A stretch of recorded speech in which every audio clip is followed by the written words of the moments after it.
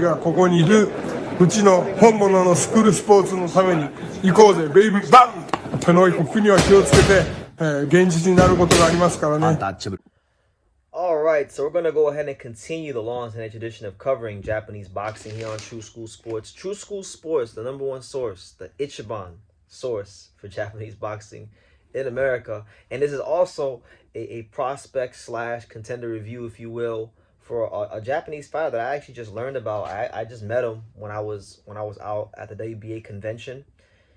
And I appreciated, the interview with him. It was a great interview. I enjoyed it. We're going to talk about 11-0 11-0-1 with 5 knockouts, number 10 WBA ranked super flyweight contender, Ayumu Sano. Yes, Ayumu Sano. Let's talk about him because I think he's someone to watch. And, with me being the number one source of Japanese boxing in America, we got to go ahead and talk about these guys. So let's talk about Sano. Now, Ayumu Sano, long-rangey guy. He's 5'8.5" as a bantamweight, which makes him one of the taller bantamweights in the world. He's a guy that, with him being that tall and with him being Japanese, because Japanese boxing style is traditionally an outside mid-range type of style. You can only get you could guess how he probably fights. He boxes from the outside. He likes to set you up with the right hand, probe with the jab, keep you at distance, and keep you on the end of his punches. That's how he fights, right? Loves that lead right hand. But that's what I can say about him is that's what probably makes him a bit different than a lot of guys from Japan is he loves to throw the lead right hand. And some guys, they keep things very textbook in Japan. He loves the lead right hand. Like he really loves that punch. He only has 5 knockouts in 12 fights. And going and watching the tape and watching the mechanics and watching how he punches, I feel like Sano might actually punch harder when he moves up in weight. So he's not getting the knockouts now, but I think that's probably due to him being a little weight drained. I think if he were a bantamweight, carrying the weight a little bit better, he might really hurt these guys, and he might really, knock them all the way out because he has very good mechanics. He has very good fundamentals, the way he turns his punches over and things like that. As far as his style, I would say he's a counterpuncher. He's definitely a counterpuncher. He's an above average counterpuncher too. I wouldn't say he's like A level yet or anything like that, but he's definitely an above average counterpuncher. He has good anticipation. He understands when to shoot over the top and counter over the top. I like his counterpunching. He's got some good gym experience. He's sparred one of the best guys you could spar in and around this weight class, and especially in Japan. And that's none other than Junto Nakatani. He wants to fight. He sparred Junto Nakatani. So that right there will get you ready for the top. That'll get you ready for being, potential champion and a top contender. And yeah, there's that. And then also, I forgot to mention this. Ayumu Sano, he actually won the 2022 West Japan Rookie of the Year award. Which, by the way, for those of you who don't know, in Japan, they have these Rookie of the Year tournaments for different parts of the country. So, like, you'll have the, Tokyo Rookie of the Year. You'll have the West Japan, the Kansas. The different regions have Rookie of the Year tournaments, right? And so any Japanese fighter that goes and wins these Rookie of the Year tournaments, it's normally a good building block and a good sign that they're going to achieve pretty good things in their career.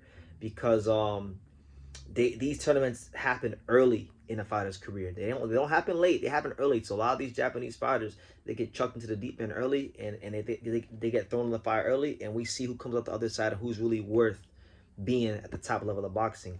Some people have criticized this.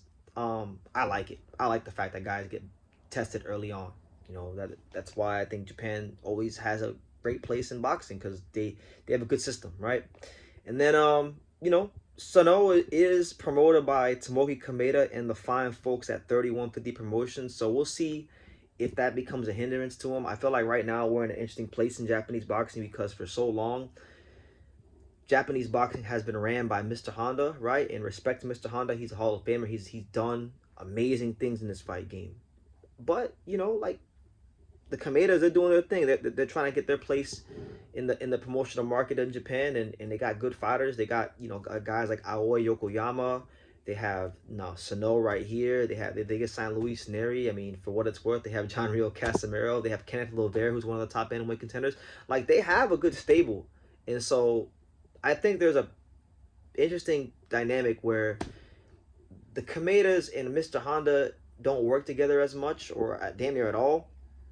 But I think if the Kamedas get enough influence and enough champions and enough top fighters, you may get to a place where you have them working together. You understand? So I find it to be interesting, and I'll throw it out there. True School advisory tip free of charge. I feel like they should do like a Mr. Honda or a Tekken boxing versus 3150 like tournament, like a versus type thing that'd be pretty cool. But that's neither here nor there. Getting back to Sano, he's in a position now where he's top 10 of the world. He needs a step up fight. You understand? And I've identified 3 realistic step up fights for him in the bantamweight division. So here they are. I think Israel Gonzalez, who's 13, will be a good step up fight for him, because Israel Gonzalez has fought. He's fought Bam Rodriguez. He's fought Cal Yafai. He's fought at the level that Sano was trying to get to. So if he fights him, he can now measure his performance against some of the top guys in and around his weight class and big names. So I like that fight for him. Good, strong Mexican fighter. Another style he's going to have to get used to, because, you know, whether you fight at 15, 118, Mexican fighters they're everywhere. So at some point, you're going to have to face the music and deal with a high pressure, volume punching Mexican. And get your start early, fight him. If not him, you have Charlie Edwards, former world champion. He fought Andrew Kane. You know, Edwards is a guy that will disengage, and with Sano's long rangey style, it could make for a stinker of a fight, but it would be a good learning experience for him, right? And then you got Kento Nakagawa, right? Number 11. He's a guy that I believe he's like 40 years old. Good regional fight, nothing more than that. Ranked, could push up the ranking. So those are some step up fights or names he could fight in 2026. Looking forward to seeing what he does. You know, this is a guy I'll keep my eye on. And yeah, those are my thoughts on Ayumu Sano. So leave your comments down below. Make sure you guys take the time to subscribe. And like I say in every single one of these videos, you could love me or you could hate me, but I'm just a kid from Daniel. So until next time, take your eyes. Thank you for watching True School Sports. Thank you for watching another video on the untouchable True School Sports empire, the home of boxing. We're on the road to 100,000 subscribers, guys. So help us keep being great. Help us keep pushing out that real boxing content for the fine folks all around the world. And make sure you jab, you hook, you Mike Tyson, you Mayweather that subscribe button. Pops, show them how do they gotta hit the subscribe button. Pop, pop.